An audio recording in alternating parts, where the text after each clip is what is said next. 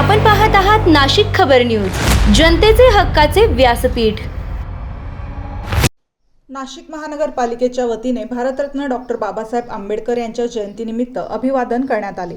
Shivaji road Shalimar येथील doctor Babasaheb Ambedkar यांच्या पूर्णाकृती पुतळ्यास तसेच महानगरपालिका मुख्यालयातील प्रतिमेस पुष्पहार अर्पण करून आदरांजली वाहण्यात आली।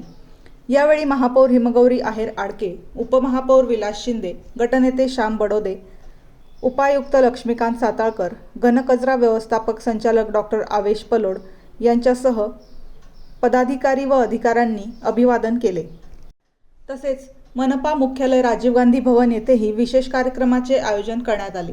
यावेळी स्थायी समिती सभापती मच्छिंद्र सानप, नगरसेवक सुरेश पाटील, अतिरिक्त आयुक्त प्रदीप चौधरी यांच्यासह अनेक अधिकारी व कर्मचारी उपस्थित होते।